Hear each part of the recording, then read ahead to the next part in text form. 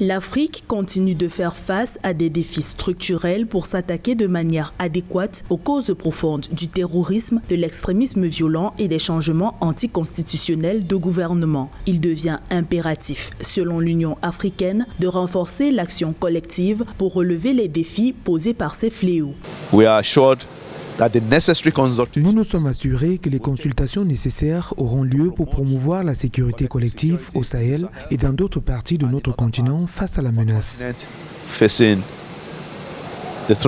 L'Afrique subsaharienne a représenté 48% des décès dus au terrorisme dans le monde, selon l'indice mondial du terrorisme 2022, devenant ainsi l'épicentre du phénomène. Une persistance de la violence terroriste qui trouve son essence dans l'atonie des mécanismes sécuritaires continentaux et régionaux. Il s'agit notamment de l'architecture africaine de paix et de sécurité et de la force africaine en attente, bras armé de l'organisation panafricaine créée en 2002. It's taken time. We've done the assessment. All our major. Nous espérons la conclusion cette année du mémorandum d'entente entre l'Union africaine et les mécanismes régionaux et les communautés économiques régionales. Nous croyons que l'opérationnalisation effective de la force africaine en attente se concrétisera.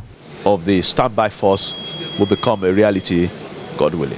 La question du financement de la sécurité est au cœur de l'inefficacité des mécanismes africains de lutte contre le terrorisme. Seulement 10% des budgets des États africains sont généralement alloués à ce secteur. Concentrés sur les moyens de défense, ces budgets délaissent d'autres aspects importants de la lutte antiterrorisme, l'accès aux services sociaux de base notamment. Une démarche capable de réduire les recrutements des groupes terroristes au sein des populations. S'ils sentent qu'ils font partie de la société, si le contrat social entre le gouvernement et les citoyens est effectivement respecté, il n'y aura aucune raison pour que les gens rejoignent ces groupes.